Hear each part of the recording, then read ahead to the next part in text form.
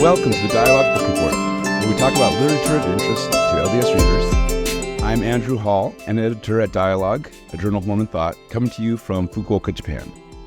And I will cold today, excuse my voice. But today I'm joined by three authors whose short stories have appeared in the new book, The Path and the Gate, Mormon Short Fiction, edited by myself and Robert Riley and published by Signature Press. The authors are Eric Fries, the author of Holy Ghost Power, Ryan Habermeyer, the author of We're Going to Need a Second Baptism, and Tim Wirkus, the author of A Vision. So, could we start by giving us a brief introduction of each of your stories? Eric, you want to go first? Sure.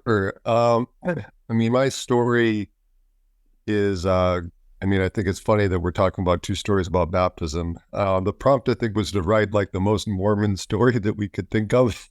And that's what I thought of, I guess. But mine's from the point of view of somebody who no longer feels that he can really be a part of the church and that he can perform the baptism himself. And so it's about a baptism for his daughter, but he's actually having his father-in-law perform the baptism. And so it's kind of from his point of view and going through this experience. I just started with, a character in a situation and followed it through to the end. And I won't have any spoilers, I guess, or maybe we are here for spoilers. I don't know. But in the end, the story surprised me. It took a turn where he ends up wanting to give the confirmation prayer. He doesn't give it, but it ends with a confirmation prayer that he would have given his daughter if he had been able to. And it's for me, it's kind of a touching moment, and it was a surprise in the story. But it's a story I wrote. I've, probably like a lot of LDS people, right now, know a lot of people who've fallen away from the church. I'm still, an active member of the church. My wife isn't. I know a lot. I kind of wrote it for my brother, who's also an ex-academic, and is kind of like my situation in that his wife is practicing and he isn't. And I kind of wrote it for him. So that's an introduction to my story. Okay, thanks. Ryan, how about yours? Sure. So my piece is about an elderly gentleman who is something of a grumpy old man, and is asked by a younger girl getting baptized in the ward if he would baptize her, even though he really doesn't know her. This is after he accidentally runs her over with a car in the church parking lot. And then since he hasn't ever baptized anyone before, he decides that he needs to practice with a doll. And so he just goes and buys a sex doll and then practices with the sex doll. And I'll just leave it at that. Yes, we have two baptisms, and we also see him in church, in sacrament meeting, and Tim's is set in the sacrament meeting as well, at least the frame of the story. So Tim, tell us about yours. Yeah, so mine is the story of a woman in her 60s bearing her testimony about a series of mystical visions and encounters that she's had over the course of her life that have given her this testimony that God is a malevolent being who is kind of out to torment her and destroy her. And her testimony is about what she's decided to make of that in her life. Yeah, okay, thank you. Yeah, Eric's, I put these stories, I thought, okay, can I draw people in? Eric's was much more, this is, an ex-member, but he has this sweet connection with his family. And they got to get more disturbing as they go. And I said, okay, I'll put this one in this one is so, the more disturbing ones, I'll put in the middle a little bit and give people used to the ideas. But yeah, Ryan's and Tim's especially have some disturbing moments in them. But all set in these church settings, which is really interesting. Well, how about Ryan? Do you have any questions or comments about the other stories? Yeah, I always ask writers this. because I'm always curious. Because I mean, I think as writers we know our own process, right? But it's like a magical process for us that we've sort of figured out and become routine. But other writers, their process, I'm always interested. But I'm especially interested in both Tim and Eric. Like, how did you get into your stories? Like, what was the way you found your way into each of your pieces? I don't know. I'm always curious as to how people get going. Because I mean, it's something my students always ask too. I was like, where do you begin at these? To which I say, well, I always tell them, you always begin in the middle somewhere and work your way back to the beginning, because you never know where you're gonna, where to start. But I'm curious as to how you guys got into your individual stories, how you found, also how you found the voice for each of your characters. So. Oh, who wants to go first? Go ahead. Okay.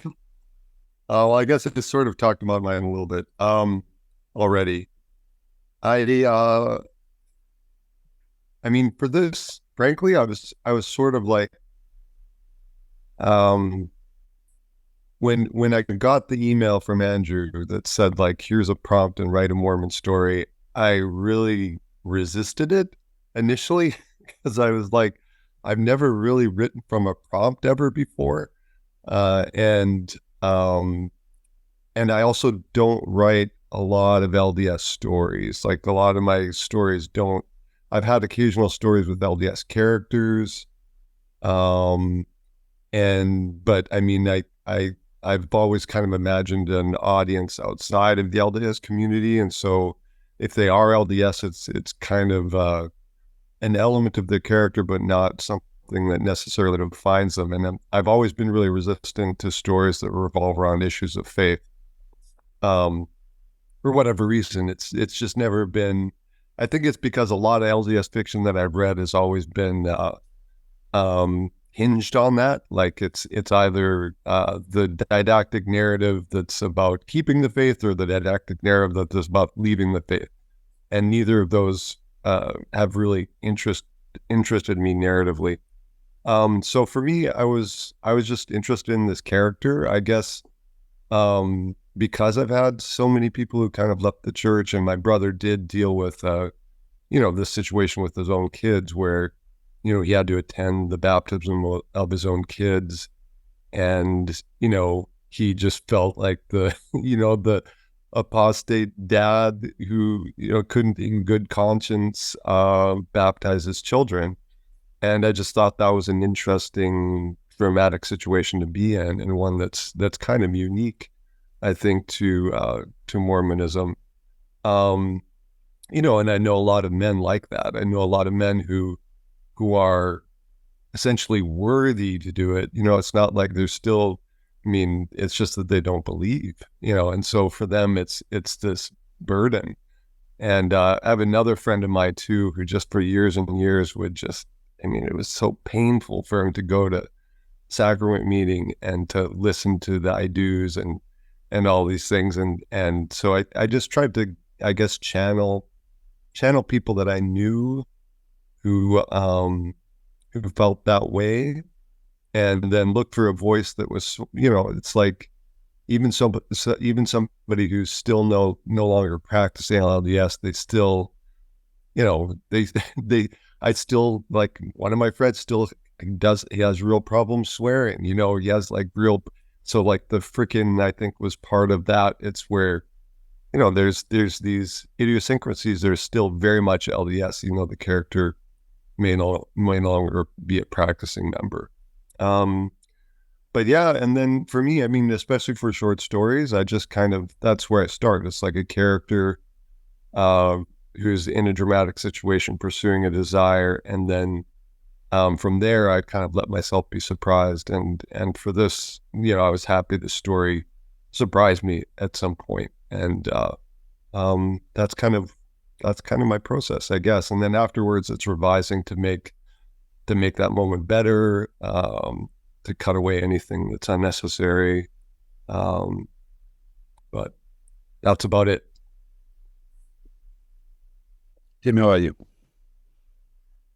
Yeah, so especially these days, when I'm coming at a short story, I like to look for some kind of organic structure to give the story shape, and so that's why someone bearing their testimony and testimony meeting was kind of at the top of my list of structures for this story, because it's often very narrative. It's something that people are familiar with and would just kind of give that very initial shape to the story to kind of take some of the pressure off that kind of blank page of like, well, how do I even begin to approach this? That just starting from, okay, this is someone bearing their testimony. I think from there, it for me, it's questions of like, why is this interesting? Like, where's the tension around this? And so, yeah, I was interested in like a testimony that makes people very uncomfortable. I think this is something that most people who have sat through a testimony meeting have experienced, just a really like cringy testimony. So, but I also didn't want this to be What? well, yes, lucky you. Yeah, but also didn't want this to be like a joke, didn't want this character to be a joke. So thinking about like, okay, what's like a testimony that would just like kind of go beyond uncomfortable to whatever lies beyond uncomfortable, but like still we end up with this character who feels very real and like not laughable. And yeah, so kind of balancing both of those things of like the outrageous, but also the like, this needs to feel like a human being. This needs to feel like a person. I'd love to hear a testimony meeting that was like, I'd love to bear my testimony that God is a malevolent being. I feel like one of the most like honest testimonies that you usually don't hear. I mean, there's even that moment Right. where you're talking about like the kind of repetitious refrain that you usually hear in testimonies, and it's kind of like this very blunt. I don't know, like there was, to me when I was reading your story too, there was this refreshing kind of honesty that I don't feel often gets. Not to like cast a broad sweeping judgment of people who go up there and bear their testimonies, but you know, I think if you've sat in enough testimony meetings, like you were saying before, you kind of get the shtick a lot of the times, you know? And so what you had in your story just struck me as, yeah, to echo what Eric was saying, I would love to sit in a testimony meeting like that. Not just for like this confession of God as this malevolent being, but just like the sheer vulnerability and honesty that I felt in reading the story. So I think you pulled that off really, really well. Thanks. And it's a follow-up because we both wrote elderly characters. I'm wondering like what your experience was like doing that. I'm always really nervous when I, you know, write an old person to, you know, get some ageism here while I'm at it. But I don't know, like what was your experience like doing that?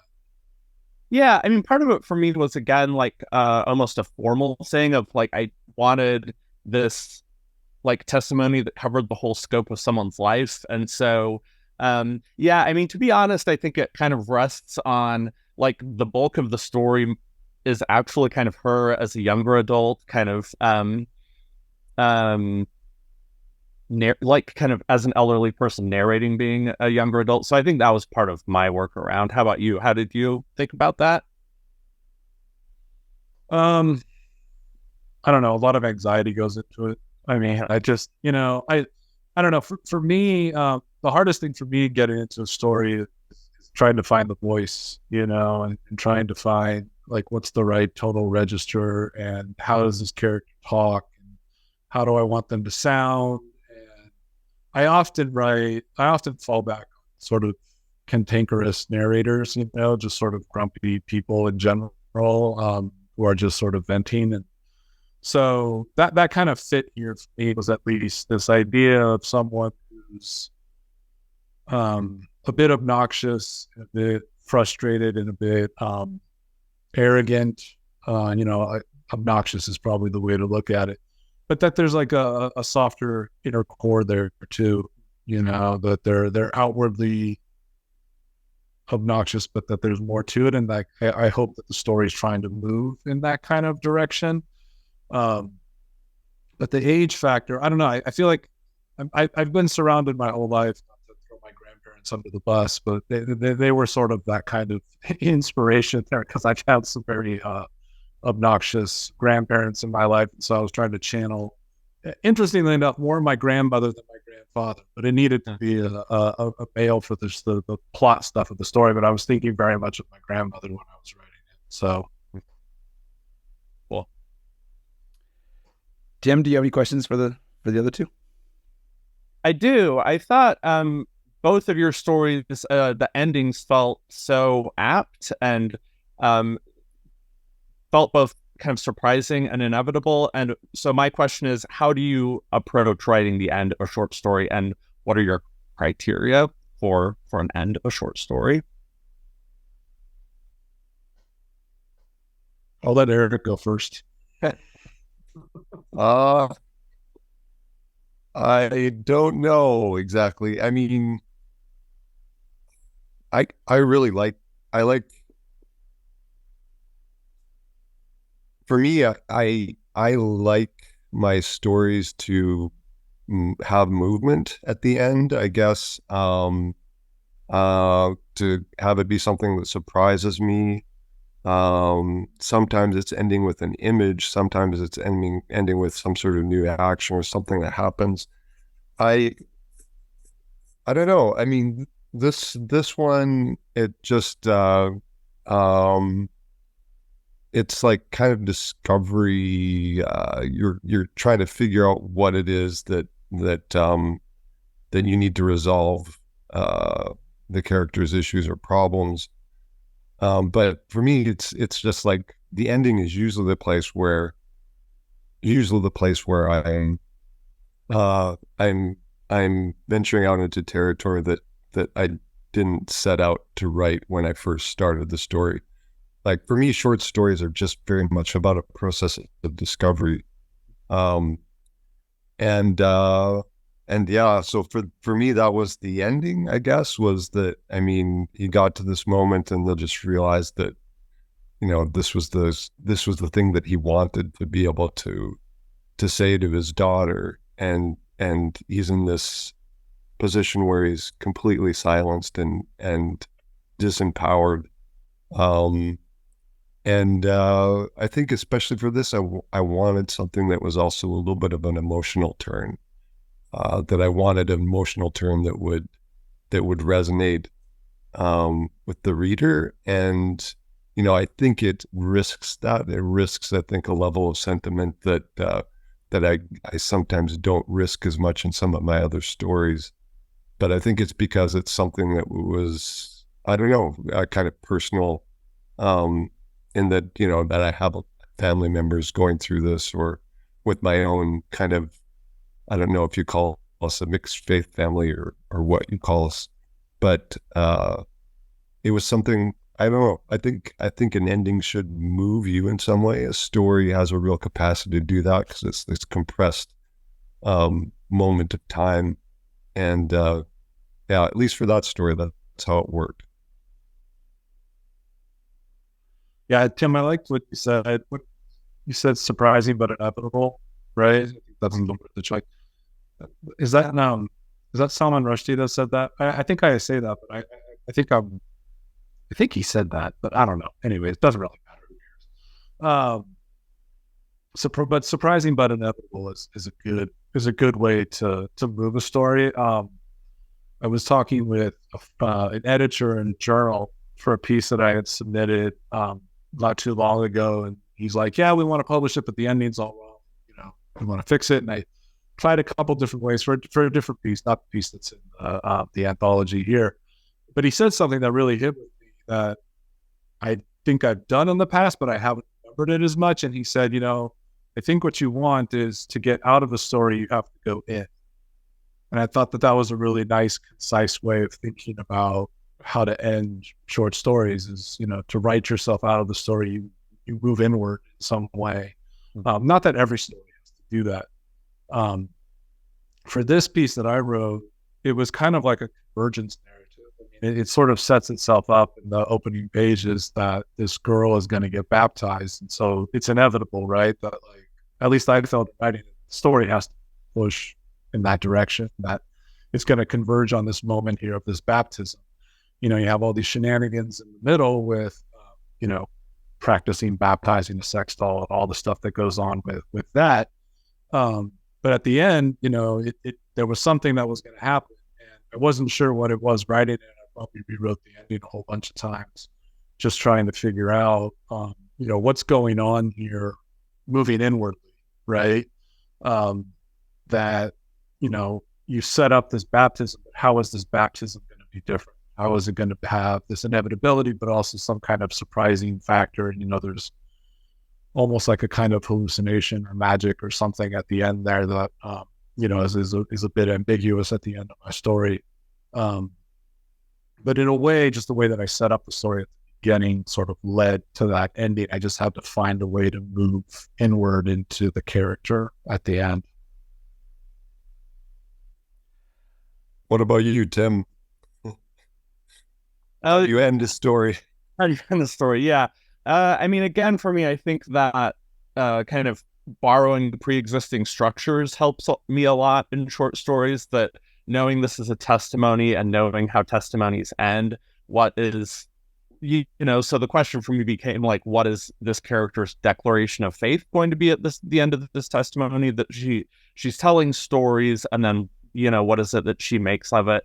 And I mean, I can't remember how I ended up with the ending we got, but I think the reason I stuck with it was it felt like a departure from kind of the cosmic horror narrative you get in stories like by people like H.P. Lovecraft, where someone discovers that, you know, the larger universe is this big, terrifying place that is like either completely indifferent to them or malevolent towards them, and it completely undoes them. And I like the idea of someone kind of coming to that realization and, it giving them kind of resolve and a sense of purpose. Yeah, the form for your story. Oh, sorry, no, I was just going to say. Oh, go ahead. I just love the form, the idea of like a testimony, you know, this kind of confession. I think you're right too. This notion of that form can teach you so much. Form and structure can tell you so much about the kind of story that you're writing and the way that you play around with expectation, simply by choosing a particular form. And that, form dictates so much. It's just so helpful, I guess. Yeah. Sorry, Eric, go ahead. I was just going to ask, I mean, because Tim, I've read both of your novels, and I wondered, like, as a novelist, was this like, I just wondered if this differed at all from your approach to writing a novel, because it seems like a novel is something that you really have to think about structuring and thinking about form, etc. And I don't know, like, do you write a lot of short stories as well, or those are more, I don't know, is the form of a short story more challenging for you than writing like a novel or thinking about a larger shape? Yeah, I think that's a great question. I mean, yeah, before I wrote my first novel, I was like pretty strictly like a short story gal, and that was just kind of the way I wrote and what I wrote. And yeah, I've been coming back to short fiction in the past few years, and I think, like I was saying earlier, I think for me, short fiction in these days is like I have to have some kind of like form coming into it, because I think with novels, for me, a lot of the time it can be kind of a loose roadmap of like, okay, here's where I want to end up. Here's kind of where we're starting from. Here's some points in between to kind of hit, and then it's kind of a looser kind of process of exploration. But I feel like short stories are a lot more intimidating coming into it, that it's just like, I don't know. I feel like there's more space to kind of like correct and adjust and kind of make things work in a novel, whereas like for me, just short stories are so much more white knuckle, for lack of kind of something more concrete. Mm-hmm. I mean, for me personally, that's one of the things I struggle with. Like, I feel like a short story, I can just kind of mess around, and where you know, you can have these failed experiments and there's not so much of a time investment into it, you know. And you know, I've written a lot of failed novels, and finally, my memoir is like my first sort of successful foray into doing like a long form. But the only way it made sense to me was like to divide it up in lots of little parts, and where it's like I can play and mess around with like, these little parts and then kind of collate it together. But, yeah, I just wondered if like, if that's more of a challenge when, you have like maybe a larger conceptual vision for what it is that you're wanting to write. But, Yeah, they do.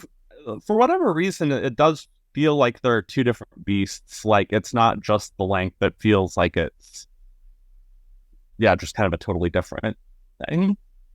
mm-hmm. Well, Eric, do you have any other questions for either author? I mean, I'm also interested in the question of writing LDS work, and thinking about where we are in this moment. I see this anthology as sort of, I mean, it's a testament to the growing audience for LDS fiction, and over my lifetime, and I'm starting to feel like I'm getting old.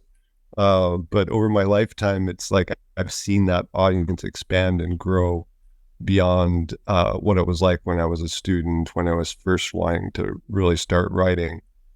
And so I guess my question is like, is this something that is just for us now, or are we, wanting to expand the audience so that it's reaching the rest of the world? Do you think the rest of the world has enough appetite for LDS narratives, or knows enough about our culture to be able to read us, and read us in a way that's not just, this fringe group, but actually writing serious work?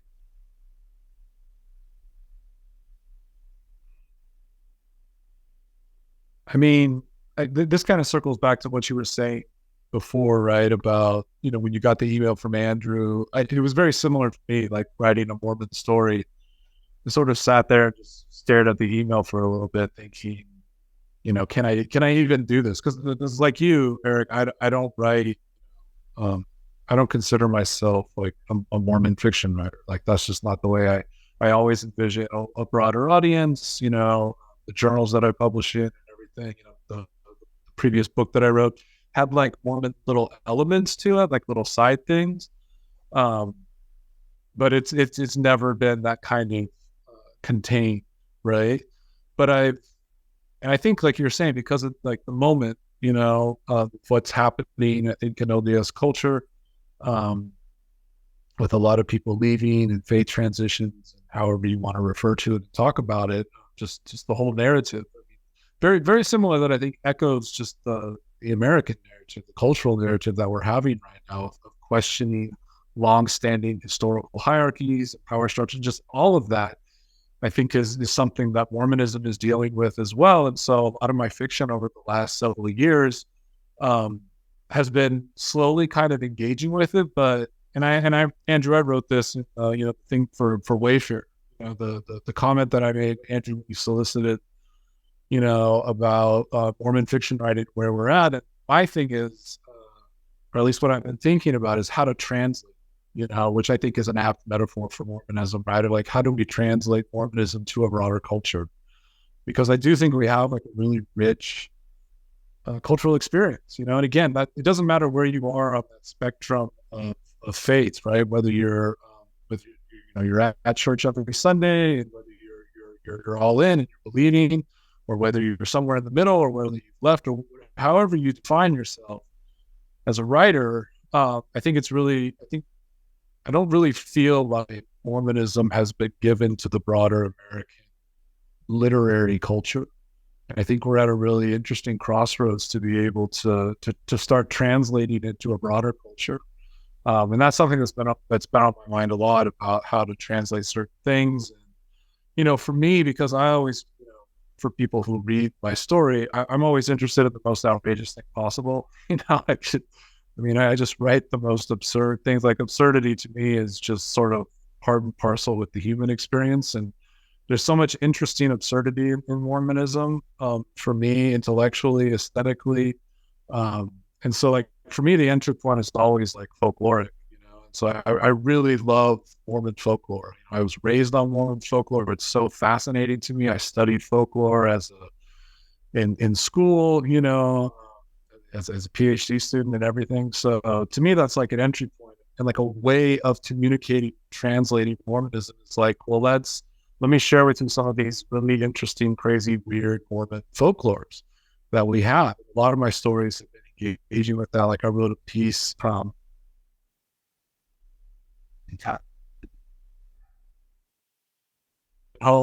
in southern Utah, and everyone thinks he's Cain.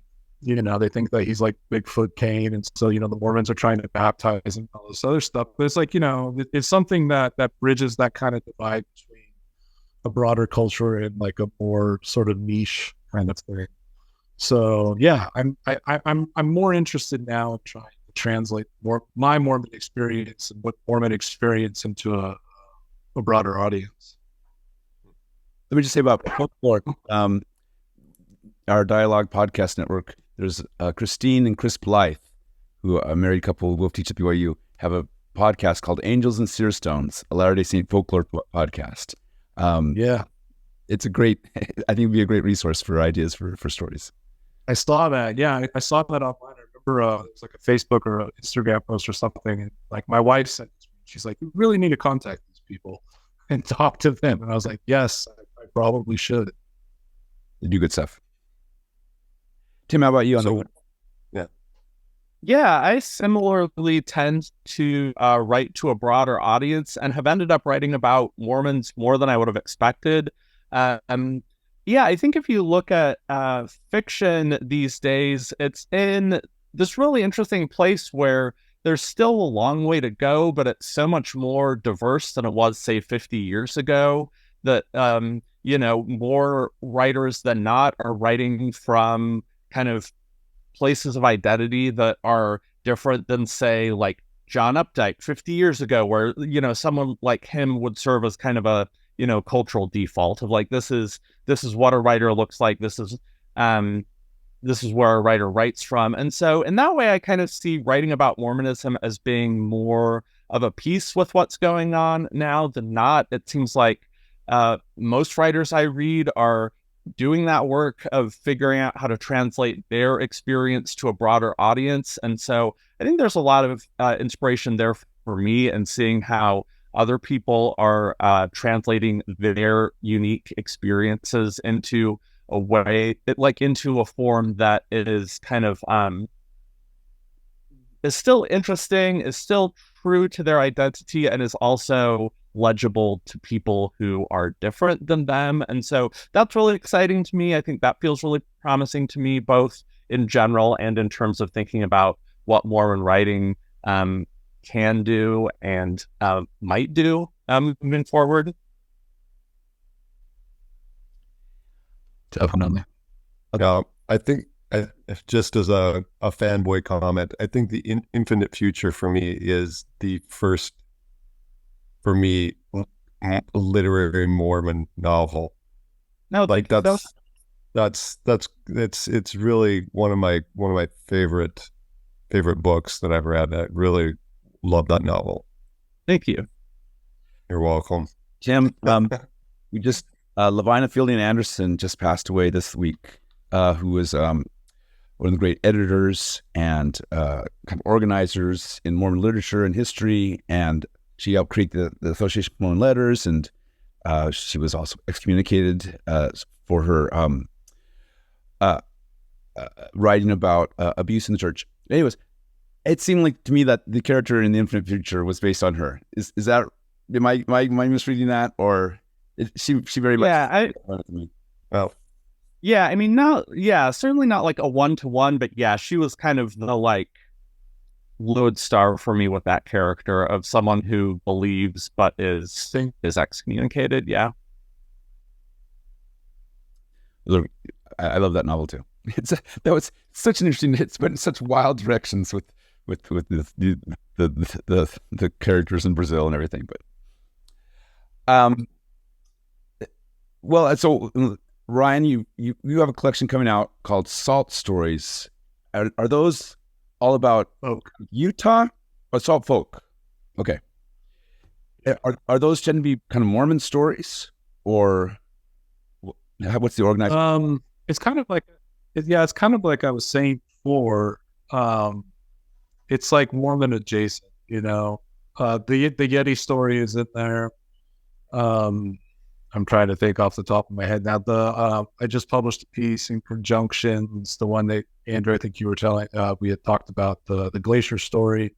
So it all takes place in Utah. That it's sort of speculative. There's like past historical narrative. I have a story in there about Brigham Young and his amputated tongue.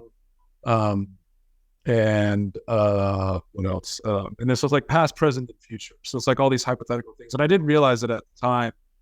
I wrote a chunk of the stories during COVID and during pandemic, you know, from like, you know, 2019 through the last year or so.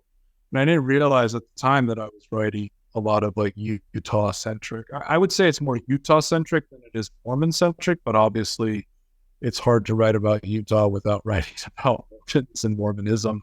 So it's in there. And I mean, that's something I've been talking about with the editors is, you know, am I translating this book? Because they have no experience with Mormonism in Utah, really. So that's something I've been talking a lot with them about, is just the idea of, you know, how is this being translated? How is this coming across? Like, and, you know, so far I think it's been successful.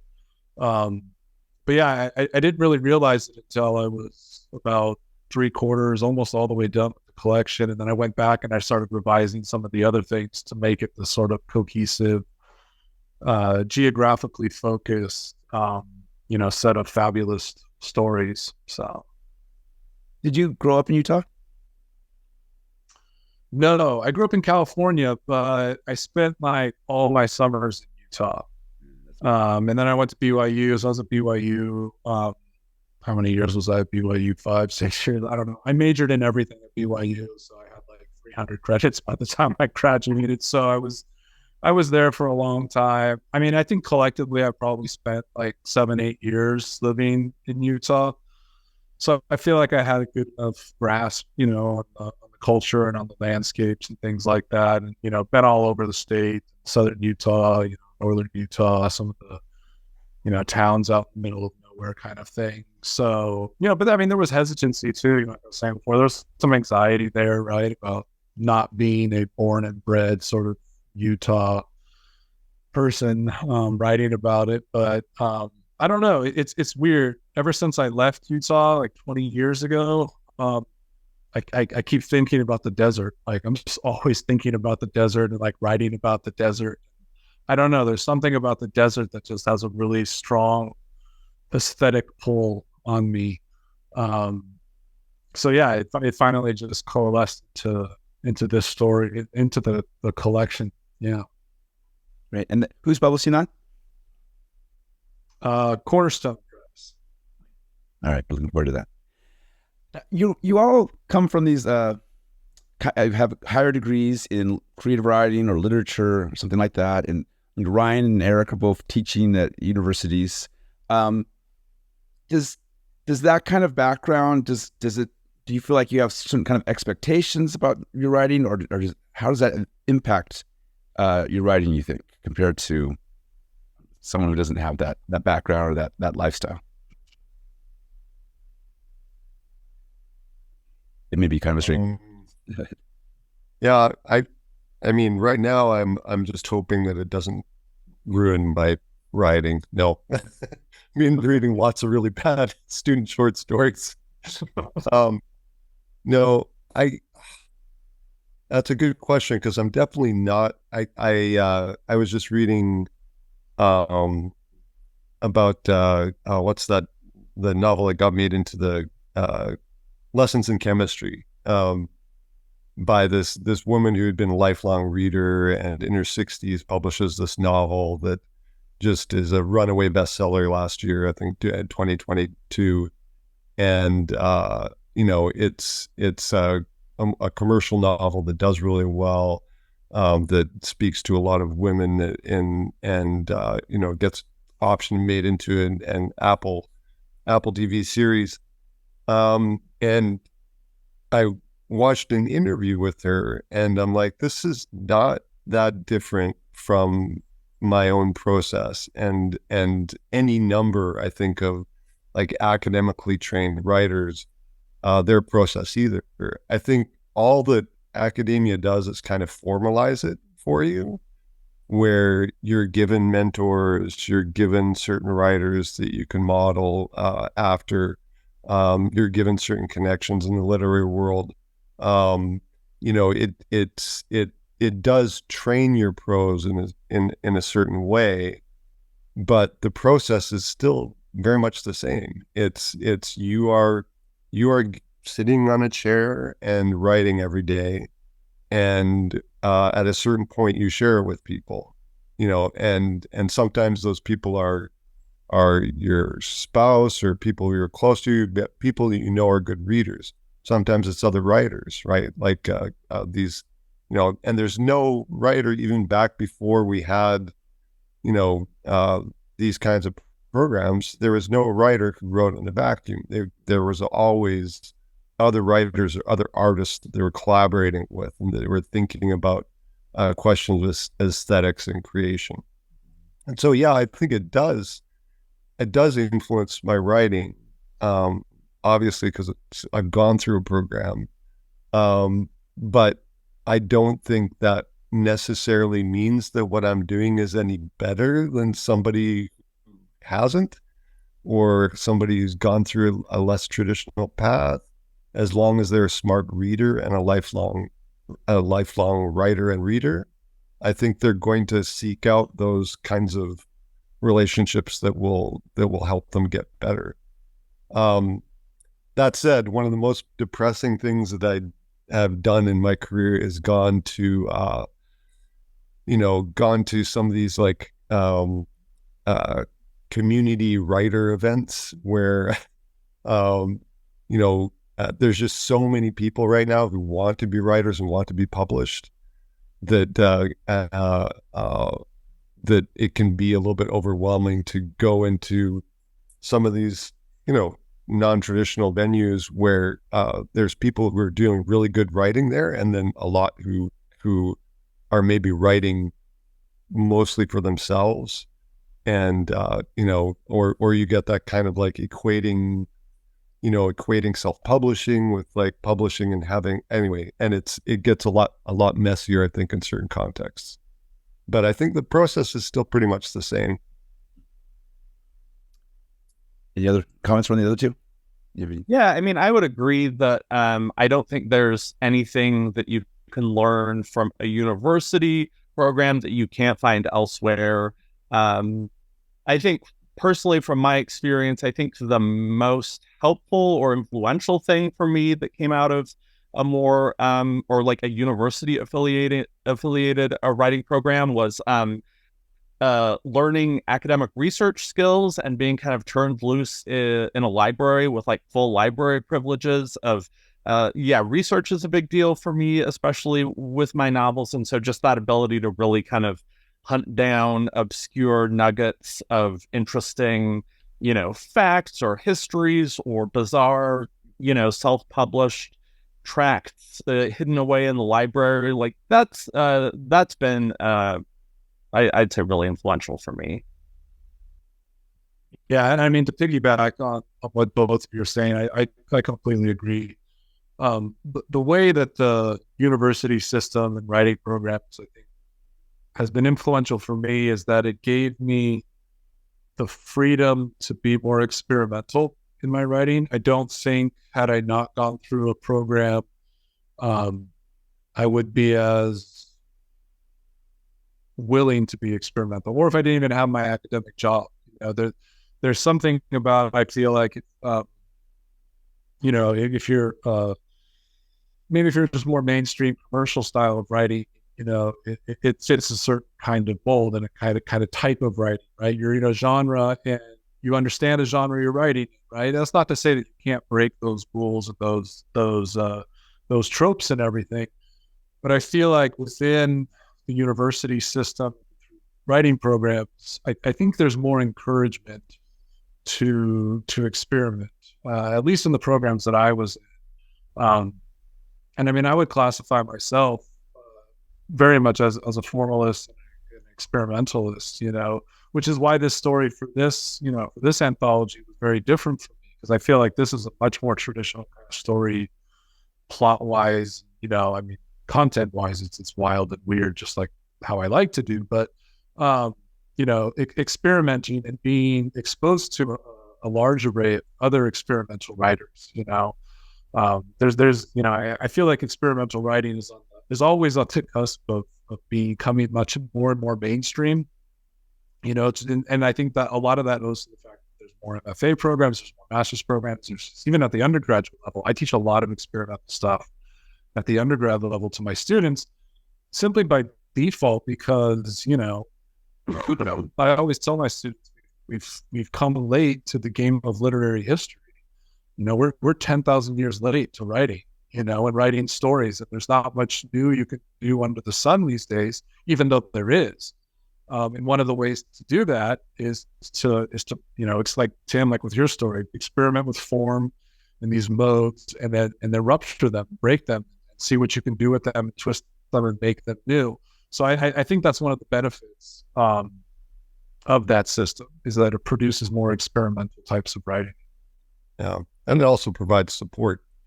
I mean, I think one of the reasons is like commercial writer, it's like the work needs to make money. What little there is to be made now in publishing. I once heard what's his name, Carl Nosgard, I think, My Struggle, a Norwegian author. So he did a reading at Nonfiction Now, this conference on creative nonfiction, and he was talking about like his experience writing, and he was like, yeah, this book like took me like 10 years or something to write, and somebody asked, well, how did you support yourself during that time?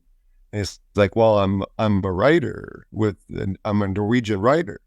And they were confused. And he's like, oh, in Norway, once you've reached a certain stature, you draw a salary from the Norwegian government, to write. And everybody's like, whoa, and I think in the US, that's sort of the way that we do it, is through academia, because we have all of these creative writing programs, that's a way to provide support for writers. A little bit. Thing is, there's so much work that you have to do as an academic that you're always, struggling to find time to be able to do your own work. But man, I would love it if we like got something like that for the United States, or I think we need to do more to support our artists in this country. I'm Canadian. We do a little bit better job in Canada. But I think, it's nothing compared to a lot of European countries for how they support their artists. Everyone listening to this right now is going to go move to Norway, try to get residency. That's right. There you go. Become Norwegian writers, right? Yeah, get the patronage from the state. That's the one takeaway. There's one takeaway from this podcast. Yeah, there it is.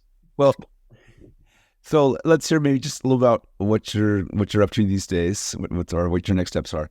So Eric has written, he's had published 3 collections of short fiction and essays, and then, as you mentioned, a memoir, French Dive, about your life in France.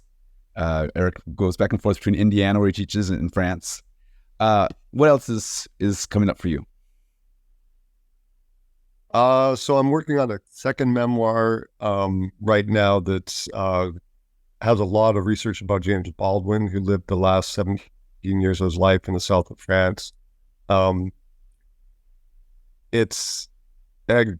have 2 different titles that I'm working with, but one is Breaking Bread with Baldwin, and the other is Pioneers of France, which a long explanation for that, but it's basically extending the narrative from my first memoir and looking sort of what's happened since then, kind of some of the same concerns. What does it mean to live frugally with others in a different environment? Sort of extending this experiment that we've been having with our family these last 7 to 8 years now. So I'm working on that. I have a textbook coming out in February that's called Story Mode, Writing for Video Games. That's actually about sort of a new area for me, but I've started teaching writing for video games at Wabash, and I have 2 collaborators. I'm actually not a huge gamer, but it's something that I started teaching mostly because my students are so interested in it. And, it's an area where, if students can get together a portfolio, even at the undergraduate level, they can actually get a job writing full time. And it's one of the only areas I know now where students can do that. So that's a textbook coming out with Bloomsbury in February next year. So those are kind of the 2 projects I'm working on right now. Yeah, I mean, I'm not a gamer either, so I was not aware. But then watching The Last of Us recently, and there's some other movie that's just come out this last couple of weeks. It seems to be a place where writers can, make a real living these days. Okay, Tim is the author of The Infinite Future and The City of Brick and Shadow, 2 of my favorite novels, really great novels. But what else is going on with Tim these days? These days, I'm revising a bunch of old short stories and working on some new ones with an eye toward putting together a collection. So that's one project. I'm also dipping in and out of a novel project. It's a kind of crime-adjacent historical Mormon novel that takes place in Salt Lake in 1908. Great. That sounds wonderful. And Ryan is the author of a short story collection, Science Lost Futures, and we heard about his Salt Folk coming out. Anything else you want to tell us? It sounds like plenty, but... Yeah. I'm finishing up the editing for that new collection. That'll come out in April.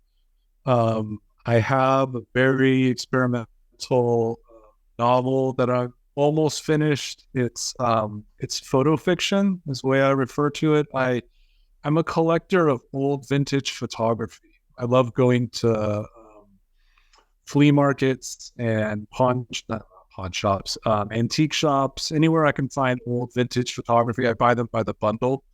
Sometimes I buy them on Etsy too. I've been collecting them when I've traveled in Europe, when I've traveled in the States. Everywhere I go, I look for them.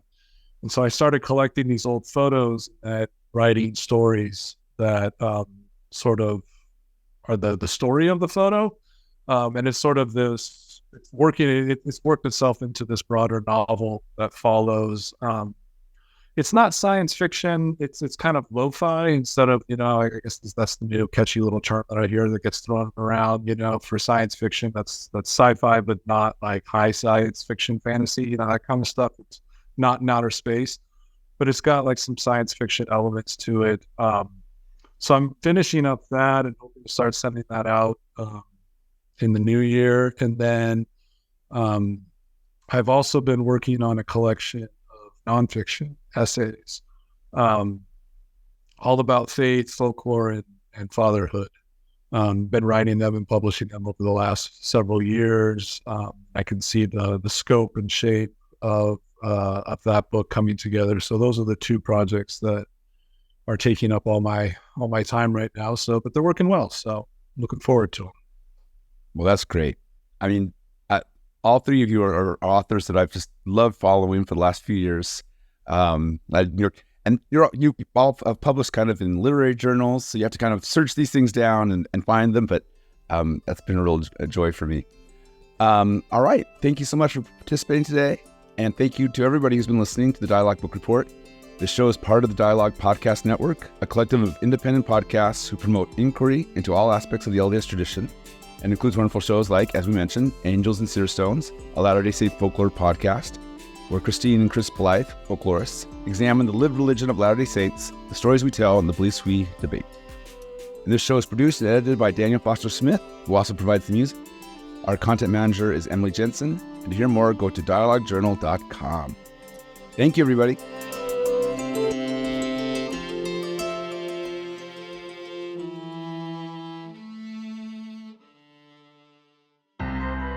Greetings. My name is Rebecca DeSchweinitz, and I'm thrilled to serve as a board member at the Dialogue Foundation and as one of the hosts of Dialogue Gospel Study. In each episode, which we record live the second and fourth Sunday of every month, we welcome esteemed speakers from a variety of backgrounds to share their insights and perspectives on the Come Follow Me lessons. Our aim is to spark meaningful conversations about the scriptures, to connect them to our personal experiences and to our understandings and explorations of the gospel.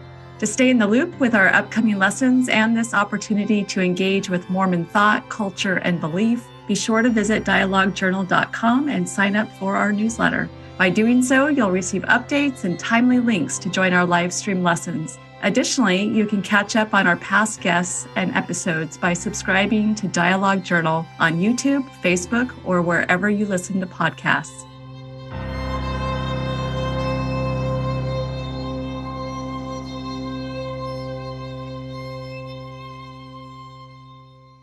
Dialogue Podcast Network.